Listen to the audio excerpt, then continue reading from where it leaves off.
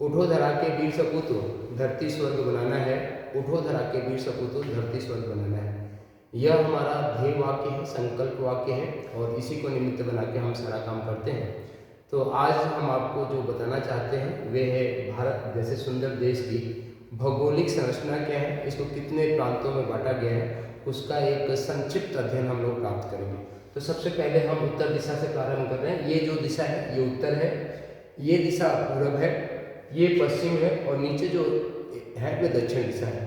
तो आप देख रहे हैं कि हमारे उत्तर दिशा में जो भारत का एक तरीके से मस्तिष्क के रूप में कहा जाता है, यहाँ पे लद्दाख है। लद्दाख अभी 31 अक्टूबर 2019 को यूनियन टेरिटरी अर्थात केंद्र शासित प्रदेश बनाया गया है, जिसकी राजधानी जो है लेह है। यह पूरा एक बर्फीला और पहाड़ी क्षेत्र माना जाता है। इसके नीचे दूसरा केंद्र शासित प्रदेश है जम्मू और श्रीनगर। जम्मू और श्रीनगर जो है इनकी दो राजधानी मानी जाती है। शीतकालीन राजधानी जम्मू होती है और ग्रीष्मकालीन राजधानी जो है वे हमारा कश्मीर है।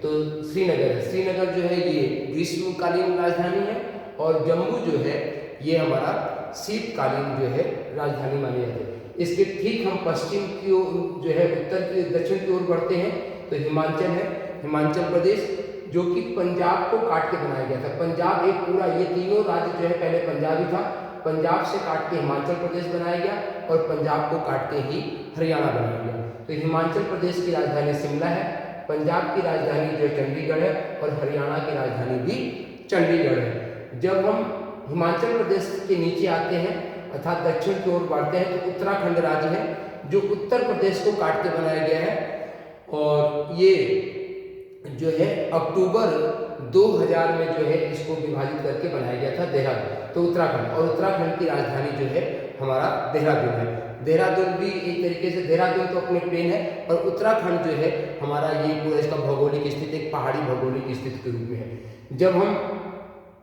उत्तराखंड के नीचे आते हैं तो उत्तर प्रदेश है जो इसकी मातृ प्रदेश है, क्योंकि उत्तर प्रदेश को काट के ही उत्तराखंड बनाया गया था और उत्तर प्रदेश की राजधानी जो है ये लखनऊ है। जब हम उत्तर प्रदेश के पश्चिम साइड में आते हैं तो राजस्थान जो अपने आप में तीसरा बड़ा प्रदेश भारत का है और इसका ये जो पूरा एरिया है, जो पश्चिम का पूरा एरिया है, ये रेगिस्तान का पूरा एरिया है। यहाँ पे जैसलमेर जैसे डिस्ट्रिक्ट आते हैं जो पूरा रेगिस्तान के हैं और राजस्थान की राजधानी हमारी जयपुर है। इसके थोड़ा सा हम नीचे आते हैं तो मध्य प्रदेश है, ये भारत का केंद्र बिंदु है और भारत के केंद्र बिंदु में मध्य प्रदेश की राजधानी जो है भोपाल है। यहाँ पे हम आपको और एक जानकारी दे दें कि भारत का जो केंद्र बिंदु है उस ग्राम का नाम है करौंदी ग्राम।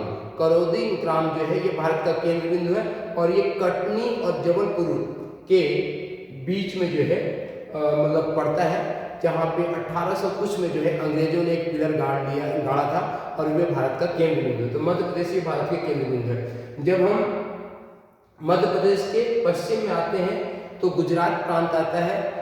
गुजरात प्रांत अपने आप में भारत का एक समृद्ध प्रांत के रूप में माना जाता है, जिसकी की राजधानी जो है गांधीनगर है और गुजराती आज पूरे विश्व में जो है फैले हुए हैं। जब हम मध्य प्रदेश के पूरब की ओर बढ़ते हैं तो आप देख रहे हैं कि ये जो आपको दिख रहा है ये पूरा छत्तीसगढ़ है। छत्तीसगढ़ जो है ये मध्य प्रदेश को ही विभाजित करके बनाया गया था। इसके बाद हम आगे और पूरब की ओर चलते हैं तो झारखंड है जो कि बिहार को काट के बनाया गया था। बिहार की राजधानी पटना है, झारखंड की राजधानी जो है रांची है और वेस्ट बंगाल है यहाँ पे जिसको हम पश्चिम बंगाल कहते हैं, इसकी राजधानी जो है कोलकाता है और कोलकाता की है। तो ये हमारा एक तरीके से पूरा उत्तर का आपने देख लिया। फिर से हम एक बार रिवाइज करें, अब अगली बार इसकी हम भाषा भी बताएंगे। लद्दाख की जो भाषा है वे लद्दाखी भाषा है। यहाँ विशेष प्रकार के लोग होते हैं व्हाइट ट्रेडर्स के। श्रीनगर और जम्मू ये दो मतलब एक ही प्रांत के दो भाग हैं।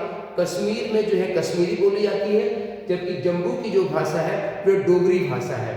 डोगरी भाषा लगभग जो है पंजाबी से मिलती जुलती है और डोगरी भाषा पूरी अपनी बोली। ये हम आपको बता रहे हैं वहाँ के डायलेक्ट मतलब एक होती है भाषा जो लिपि होती है जिसको हम लिखते हैं, एक होती है जो वहाँ की बोली होती है। तो डोगरी जो है ये जम्मू की जो है लिपि है। ऐसे ही हिमाचल है, हिमाचल में जो भाषा बोली जाती है उसको पहाड़ी भाषा कहते हैं, पर वर्तमान में उसको हम हिमाचली के नाम से भी जानने लगे हैं। पंजाब में हम पंजाबी बोलते हैं, पंजाबी भाषा अपने आप में बहुत ही है, जिसे सत श्री अकाल बोलते हैं। सत श्री अकाल अर्थात जो परमात्मा, पूर्ण गुरु परमात्मा, वो अकाल है, वो मृत्यु से परे, सत श्री अकाल। तो ये है। उत्तराखंड में, चूंकि उत्तराखंड जो है ये 2 मंडलों में बन के बना हुआ है, एक गढ़वाल मंडल होता है, दूसरा कुमाऊं मंडल। तो ये जो मंडल है ये गढ़वाल मंडल है, ये कुमाऊं मंडल है, जिसमें चारों धाम आते हैं, गंगोत्री, यमुनोत्री, केदारनाथ और बद्रीनाथ। ये 4 धाम है, ये गढ़वाल मंडल में आते हैं। तो गढ़वाल मंडल की भाषा जो है वो गढ़वाली है, और कुमाऊं मंडल जिसमें नैनीताल आदि आते हैं, वहाँ की भाषा जो है कुमाऊनी है। उत्तर प्रदेश पूरे भारत में एक ऐसा प्रदेश है जहाँ पे कि शुद्ध हिंदी बोलने वालों की संख्या लगभग 80% है, पर 80% में अवध का एरिया और जो पूर्वोत्तर के एरिया है, जिसमें बनारस, इलाहाबाद आदि, गोरखपुर आते हैं, यहाँ पे लगभग भोजपुरी बोली जाती है, एक ठेठ हिंदी बोली जाती है, पर यहाँ पे खड़ी हिंदी जो है बोली जाती है। इसके बगल में आप हरियाणा है, हरियाणा आप अच्छे से जानते हैं, यहाँ पे ठेठ जो है हरियाणवी बोली जाती है, और हरियाणवी भी अपने आप में एक बहुत अच्छे, तन्ने बेरा की मन्ने बेरा, ये बेसिक कोड है यहाँ हरियाणा का। तो तन्ने बेरा की मन्ने बेरा, तो हरियाणा की ये हरियाणवी भाषा यहाँ पे बोली जाती है। इसके बगल हम राजस्थान में आते हैं।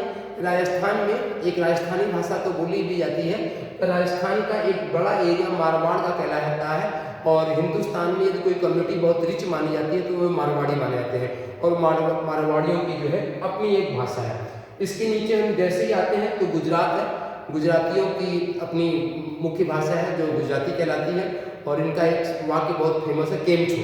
केम छो मतलब आप कैसे हो। केम छो जो है पूरी दुनिया में लोग जानते हैं, केम छो मतलब आप कैसे हो। तो ये भाषा है। इसके बाद मध्य प्रदेश है।